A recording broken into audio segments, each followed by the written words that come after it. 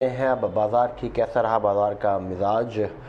कारोबारी हफ्ते के आखिरी दिन बाजार पे दबाव रहा। पिछले 5 दिन से बाजार में जो तेजी दिख रही थी उस पर आज ब्रेक लग गई। आज निफ्टी 18,200 के स्तर पर रहा, वही सेंसेक्स 61,223 पर बंद हुआ। बाजार का पूरा एक्शन लेकर हमारे साथ हमारे सहयोगी मौजूद हैं, सौमित सरकार। सौमित, क्या हम इसको केवल मुनाफा वसूली के तरीके से देखें या कोई और कारण भी है जिसकी वजह से आज बाजार में दबाव रहा?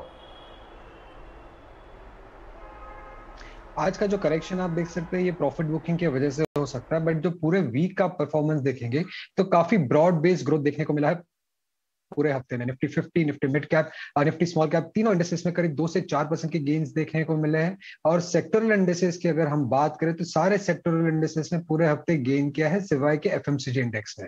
अभी निफ्टी 50 इंडेक्स में अगर हम देखें तो पिछले 4 हफ्तों से लगातार ये इंडेक्स गेन रिकॉर्ड कर रहा है और निफ्टी बैंक इंडेक्स पिछले 3 हफ्तों से लगातार गेन्स रिकॉर्ड कर रहे हैं। निफ्टी 50 की स्टॉक्स की अगर हम बात करें तो एल में अच्छे खासे गेन्स देखने को मिले और उसके पीछे का कारण था जो स्ट्रॉन्ग ऑर्डर विंस कंपनी कर रहा था पिछले कुछ दिनों से। सीएस ने भी कहा कि वो अपने क्रेडिट स्विस ने भी कहा कि वो अपने ऑर्डर की जो टारगेट है वो इस क्वार्टर में मीट कर लेंगे। उसके अलावा एमएनएम ने अपना हाईएस्ट गेन रिकॉर्ड किया पिछले 2 महीनों में। और अगर लूजर्स में हम देखेंगे तो विप्रो टॉप लूजर था क्योंकि उनका थर्ड क्वार्टर रिजल्ट था वो काफी वीक था। और उसके अलावा एशियन पेंट्स में भी वीकनेस देखने को मिली क्योंकि क्रूड प्राइसेस हाई होने के कारण उनकी मार्जिन में वीकनेस आ सकती है। निफ्टी स्मॉल कैप और मिड कैप में देखें तो ये दोनों इंडेक्सेस पिछले 3 हफ्तों से लगातार गेन किए जा रहे हैं। निफ्टी मिड कैप इंडेक्स में टॉप गेनर थे आरबीएल बैंक और इंडियन होटल्स। और लूजर्स में अगर हम देखें तो वोडाफोन आइडिया टॉप लूजर थे क्योंकि कंपनी ने शेयर होल्डर्स को कहा कि वो गवर्नमेंट को शेयर्स अलॉट करेंगे इंटरेस्ट अमाउंट के बदले।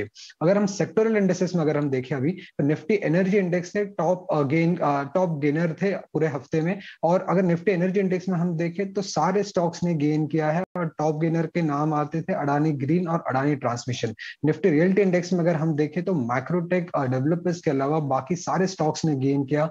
मैक्रोटेक डेवलपर्स का क्लोजिंग लगभग फ्लैट था पूरे हफ्ते में और टॉप गेनर्स में सनटेक और ब्रिगेड जैसी कंपनीज की नाम आती है।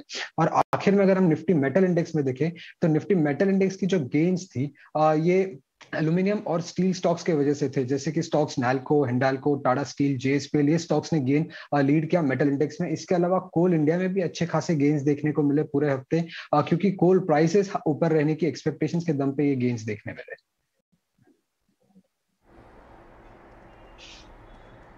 बहुत बहुत शुक्रिया सौमित इस जानकारी के साथ जुड़ने के लिए।